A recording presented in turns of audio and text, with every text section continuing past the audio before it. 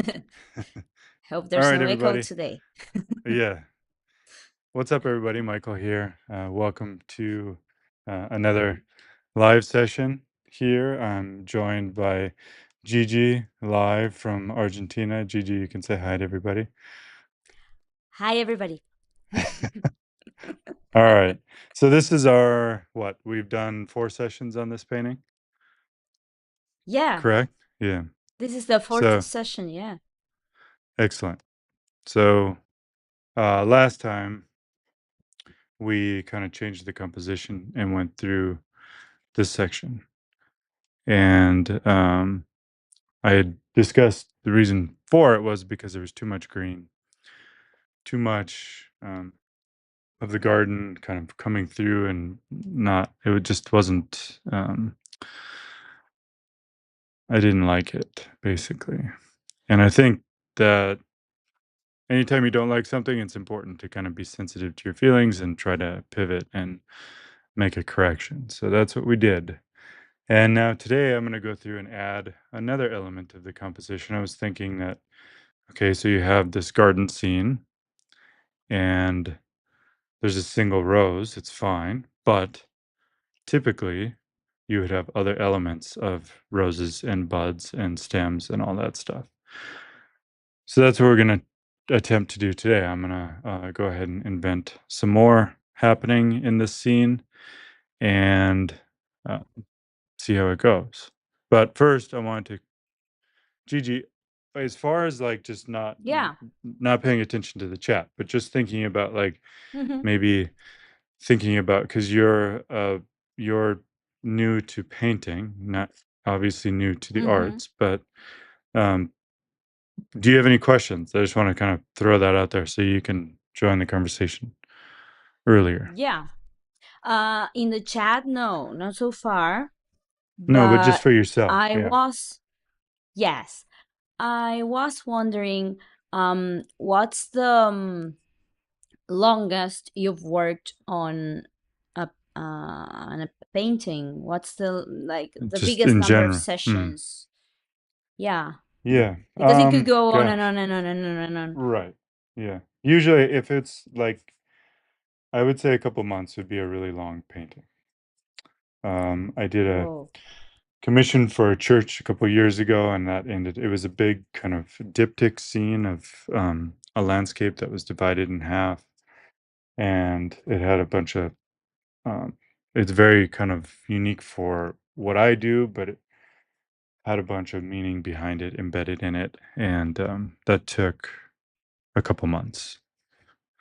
And it was maybe about nice. 80 inches wide. So yeah. So if it's a project that requires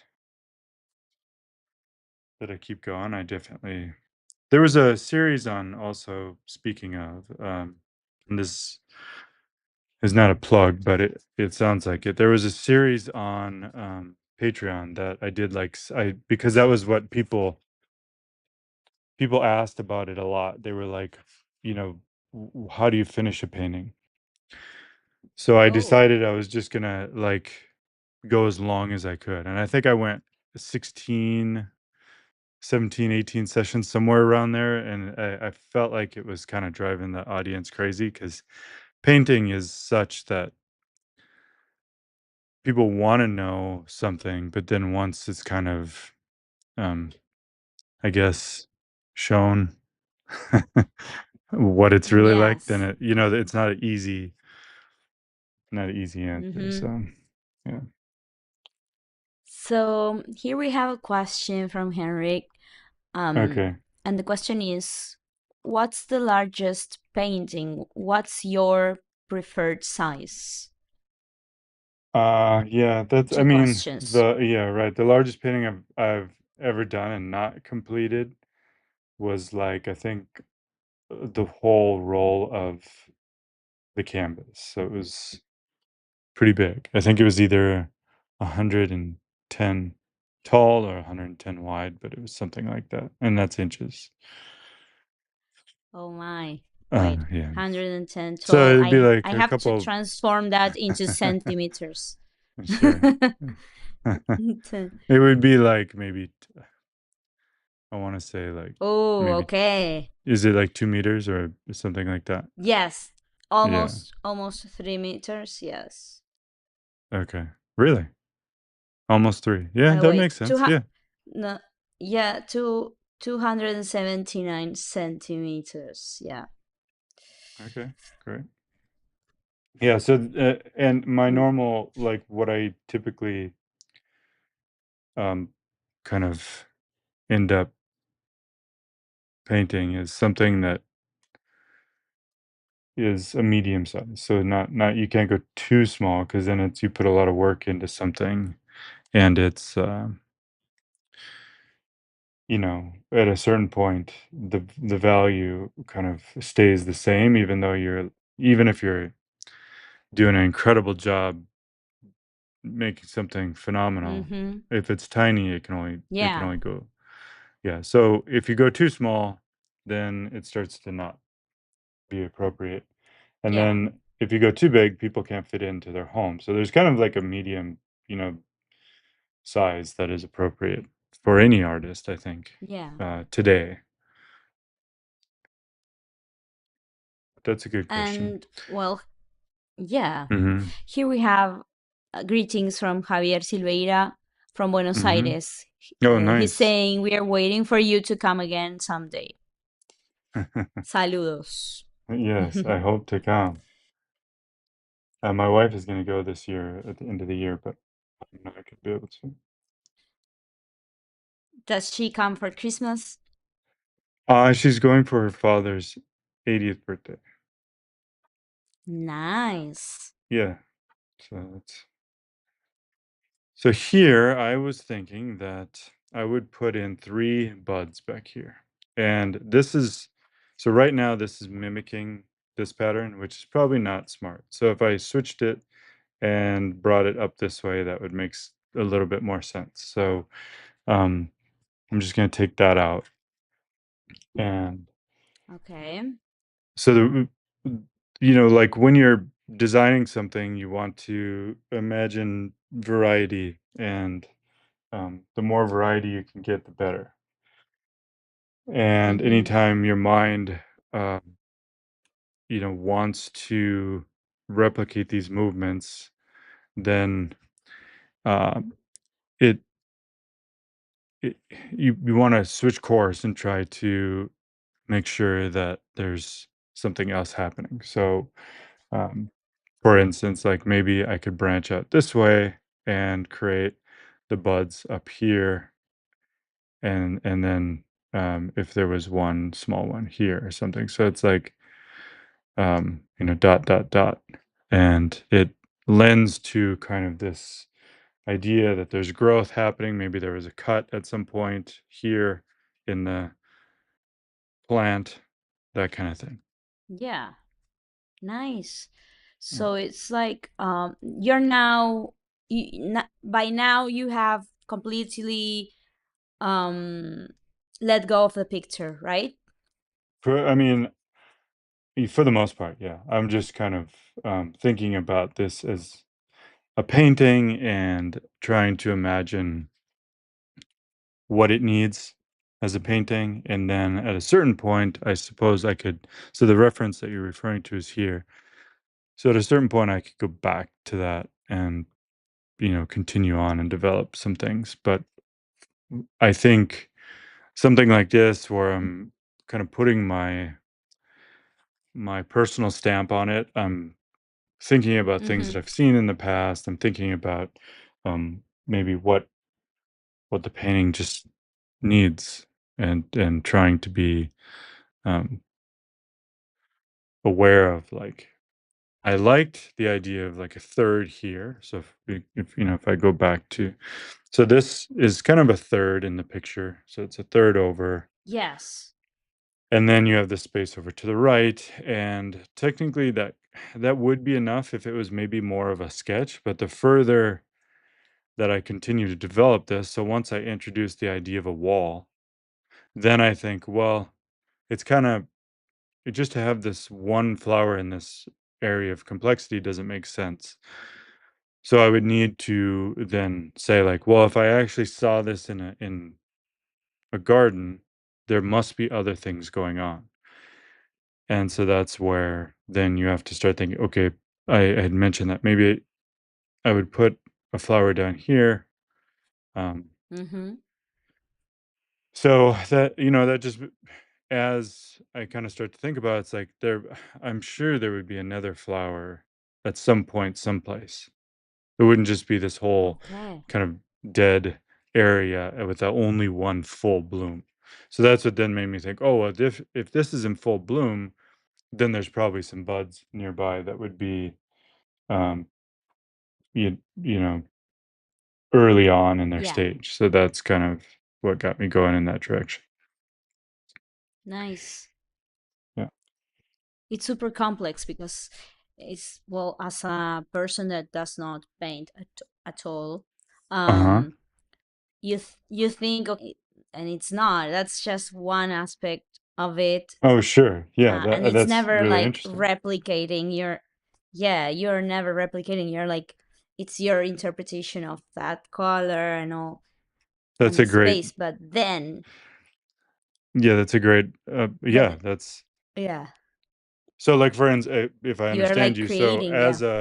as a viewer, when you think of realism, you think of um, copying, right? Is that Yeah. rather than inventing? Yeah, because if it looks realistic, you must um, probably copy it. Is Mm-hmm. that, huh? Yeah. But yeah, I think that the more you can kind of imagine, that's a really interesting point. So realism, particularly in the 20th century, that was definitely like photorealism is the thing that was accepted, and uh, photorealism. The whole point of photorealism is like kind of going little part by part and developing it so that it tricks the person thinking that it's a photo. And Oh. for me, I think um, that's kind of where the whole it looks so much like a photo kind of phrase or terminology came in, where like people identify these paintings that look like photos as being kind of high art. But Mm-hmm. then for me, there's no creativity within that context. So, Yeah. if I'm just painting the photo, it's like I'm a human printer, and it's really uh, very void of personality. Yeah. It's high technique, Yeah, not high. yeah, Yeah. sure. It's kind of boring, But actually, for did me. that, yeah, did that come up before cameras were invented, or because that's the only way I could like understand. Yeah. I could Um, understand the fuss about it.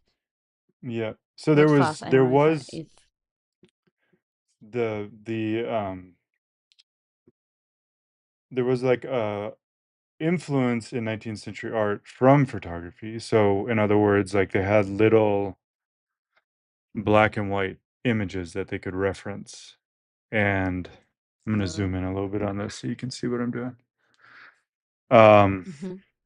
so they had tiny images that they could reference. And if you've ever tried that, it's actually really difficult um, to make a coherent painting from a super tiny black and white image because there's so much information Mm, missing. Whereas painters nowadays are so used to just kind of zooming in on their screen and mm, uh, seeing all the details, and then basically what you end up painting is almost like a bad version of the photo, and then it's accepted as being yes. really amazing. Yeah. So what they were doing in the 19th century was different because they were doing a lot of painting from life, and they were allowing photography to kind of open the doors to new subject matter. The period that I really like are called the naturalists, and the naturalists did a lot of that. Naturalists. the 19th century naturalists. So they were kind of right around the time of the Impressionists. Mm. They were they were more faithful to um, sorry, they're more faithful to drawing and form and understanding light than the Impressionists were, Hmm. in my opinion. Now, kind of how a bud, I don't know it exactly. I'm just thinking kind of this may be a mistake here, this one going out this way. And these may be kind Why? of tight. Why? I don't know. Why do you think it's a mistake? I'm just thinking about like the growth. I think that this is more realistic if so, meaning probable if this grows up from, Oh, does that make sense? So if you yeah, get too many divisions yeah. in kind of the structure, it'll start to feel false and not correct. Mm-hmm. And a lot of that I'm just basing off of kind of gut instinct rather than like an absolute understanding of this. Yeah. But if I something can starts see to like feel funny, yeah, sorry, I'm talking a lot. What's that?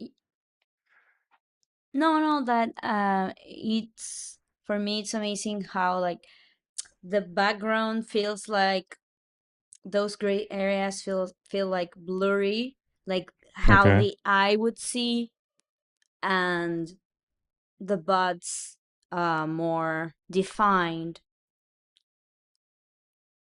and like Yeah, I love the effect of how like that would be how the eye would focus on them maybe, yeah. in my The imaginations. Yeah. yeah. I mean, I try to, so as I'm conducting this, I guess, as I'm thinking about like this, if it were like a bunch of instruments playing and making music, then there has to be kind of a general theme of what the viewer is listening to. But then if, like if you have these other kind of things adding to the main kind of rhythm of all these components, then these little notes that I Hmm. imagine them being higher in tone, these are like bass notes, these big these moments of like translucent kind of glaze that I started at the beginning. Then you get the Yes, balance, but then the main focus is there. absolutely. Henrik is asking which type of brush you're using. That this one seems like your. mm, He's asking if this is your go-to brush for details. Oh, probably, yeah. This is the brush that I have with Rosemary and Company. It's just a number. It's a 0. I use a lot of those for, but really anything. Hmm. Um, yeah, this is a. I can't read them, but anything. If you have I'll try to get a bigger one. So if you have like, if you have a fatter brush like this, and you load it with paint, and you want to make a fine line, you just have to decide kind of at what point the tip, how you can use the tip of the brush, and that can allow you to make a finer line as well. Yeah.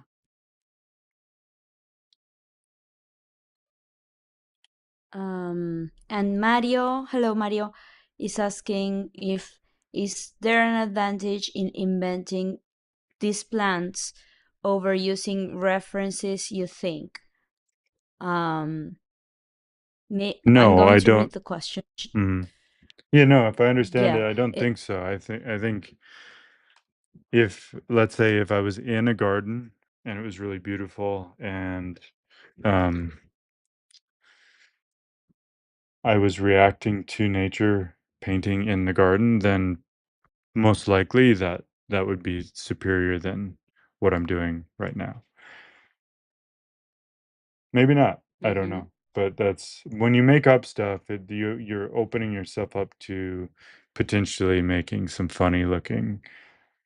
Um, it's almost like early on with AI when imagery was really, really Mm. bad. And, Yeah. if you're not careful, you could put six fingers on something or, so because we don't have the capability of understanding perfectly what ought to be there, Yeah. then yeah. So if it's a secondary element or if it's something that is less important, then it's probably a little bit easier to get away with just because there's less pressure. But if it's the Yeah. central focus of your picture, you probably want to try to paint from life or um, have a good reference photo. Yeah. I loved that in his question, Mario said that it's hard for me to reproduce nature's randomness. Like, that's a good, so random, Yeah. Yeah, that's true. not Um, predictable. mhm. We want to continue to see, like, so this line coming down through here, I switched it. I don't know if you saw that, but I switched it again Yeah. so that the growth point of the stem is a little bit closer because this didn't feel believable, these two parallels. Yeah. So then this area basically is kind of what I erased. Okay. A lot of people don't realize that with painting, you can kind of like, I don't know. I think just the general, from my experience of teaching and interacting with students, is that people think that once something goes down, it's kind of like that's it. Like you should, like, s- I don't know. They just, maybe it's, I don't know where it comes from, but they think that like once something's down, there's like a rule that you can't like just take it off. But Mm. the reality is that this painting's been sitting for 2 weeks, I think, right? Yeah. And so the last time I Maybe worked on more. this was, no, it was two. I think it was 2 weeks, right? Because last Friday it Okay. was two. Yeah. Um. So Okay. everything underneath is dry. So anything I put on, just to exaggerate it, anything that I put down is, if it's dry underneath, you can just kind of lift it off. It's not. It, Mm-hmm. so I think that frees you to understanding that there are moments of sensitivity where, like, okay, maybe, I mean, technically, I might be able to do it there, but if I put down like a big green blob there, it might leave a little bit of a stain because it's going to absorb slightly into the. It wouldn't be the end of the world, but it would be different than putting a big green blob here, right? Um, Right. so there are limitations to it. Or maybe if I take black and I put black up here, then if I wipe it Ah. off, if I wipe it off, then that might leave a bit of, like, a little bit of, but it's not, you can back it up, you know what I'm saying? Like, now I'm pressing pretty hard to get that off. Okay. I think that's Okay. important to be aware of as I'm painting all these marks and kind of testing stuff and drawing, is I'm Yeah. also confident that I can kind of get out of it if I go too far into the wrong kind of direction. Mm-hmm. I have a question about the point of light. Like in the Okay. blobs, sorry, blobs not bulbs. Yeah, the I think it's a buds there. bud. Yeah, beauty. Yeah. Bud, sorry. Yeah. So, Pimpocho, right? In y- Spanish? Pimpocho? No, what is it? How do you say it in Spanish? pimpollo. Yes, Yeah. yes, yes, yes, Totally pimpollo. different. Well done, pimpollo. Um, the like this must be like very natural to you, but I see those buds. Uh-huh. I forgot the word. Yes.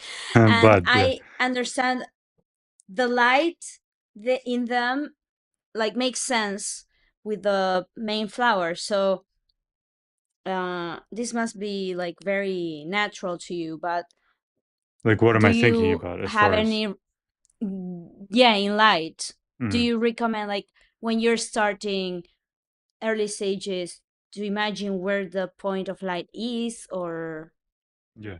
That's a good question. No, so yeah, so if I go to my palette, this kinda goes back to, um, placement, and so I'm thinking of the sky being a very broad light source. So if we have a garden scene, there is a wall, but this wall is being illuminated by the sky above it. So it's a very large light source, right? So that's why this has not really a moment of shadow, but rather kind of where the light disappears and fades into the crevices. That's where it starts to get dark. So any of these kind of planes that I'm putting down, they're facing more up towards the light. So let's say over here where this is just a brushstroke. If I go to my palette, then so these greens are pretty dark. They're more of what I think of as being kind of a structural element where, like, let's say I want to put down um, paint, but it's not an accurate form yet. So this is like almost like pre-painting. And the reason why I think of it that way is because you want to get richness before putting something that's too opaque. So then mm-hmm. on my palette, I would have to locate. So let's say if I go, um, so I swing over to a different area of the spectrum and I try to imagine if light was hitting the leaf, then I can make it lighter, possibly less chromatic or chromatic. It depends. So like Mm, um, if this is like an area of the leaf that maybe has a little bit of reflection on it, or maybe this area of the leaf that's like facing up towards the light.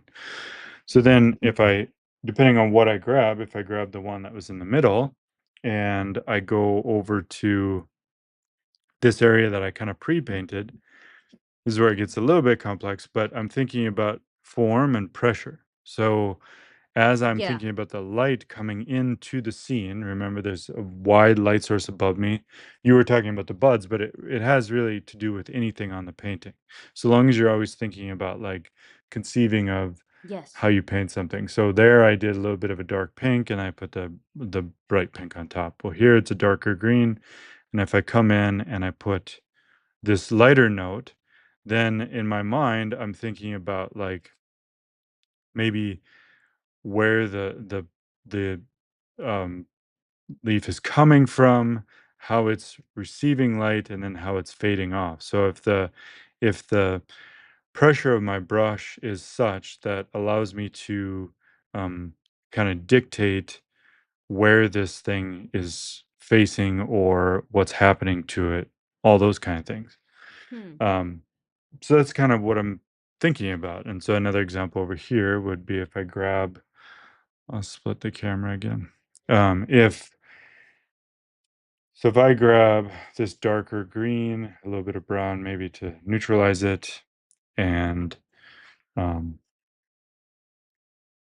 come over here and do the same kind of thing, I'm just playing around with kind of gestures and maybe where something might be happening. Then I come over here, think about, okay, so if this is lighter, then maybe there's a point up here that's receiving a lot of light and it's a little bit different Mm, than something like that. Where if this was just kind of maybe, I don't know, the I could look at the image at a certain point and see like what the heck is going on with these. And if I mm, then can reference something, then I can get back on track. But I wouldn't want to put like this bright yellow color off to the left because that would distract. mm, So by having in my mind, this construct of what's happening with the light source, um, basically, it doesn't matter if I do it up here in the bud to create that light source, or if I do it in a leaf. Or if I do it on the stem for that matter. So you see this dark warm here. I don't know if it's coming Yeah. through. Um, so like there's Yeah, this yeah, yeah. area where there's this dark warm. That's the shadow. So um, I was conceiving of the shadow being because the light source above us is a bit more of a neutral. I mean, sorry, cooler color. So it's going to create a warmer shadow. Yeah. And so that's kind of a bit of a formula, but it's the same if um, same kind of idea for formula if I'm painting a leaf as well. So start with Okay. something that's darker, add the light, create the form, and then from there I can extrapolate and think, okay, so maybe back in a section like this, there's um, shadow back there. Mm-hmm. Um, so if I take the green and the brown and mix up a dark, then I can go in and say, okay, maybe this is a little bit wide. Maybe the shadow would come up and there would be a couple Yeah. moments of dark shadow underneath. And so then once I do that, then I can look at it and imagine if this shadow continues to kind of come across or do something that would um, allow for understanding that this is receiving light and this is down in the dark. Yes. Yeah. Super interesting. Cool. That's Well, we've been going amazing. a half hour on the live stream, so I'm gonna jump over to just doing the Patreon version. So um, I want to thank Oh, everybody for joining us. Gigi, we're gonna continue on. yeah. I skipped one of Javier questions Oh, that's about the fine. What was book. it? Javier Silveira. It was, has the book The Artistic Anatomy of Trees been useful for your knowledge of inventing buds, flowers, etc.?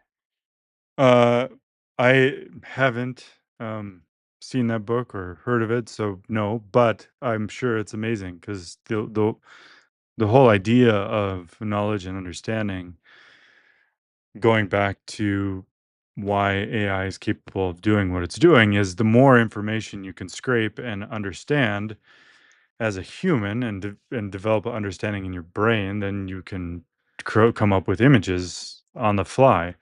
And so that's the same for human anatomy and figure drawing and painting. The more you understand about the physics of light, the anatomy of a person, the more you're going to be able to invent it as you go. And so likewise with the the scene we're doing here. So yeah. So study on. I mean, continue to find whatever you can and get as much information as you can. I think the challenge is always um intellect versus sheer kind of like just grinding through it. So there's a certain amount of, and I'll end with this. I think there's a balance of knowledge and kind of finesse and saying like, okay, the light source is wide and you're trying to create this kind of overcast day rather than direct sunlight.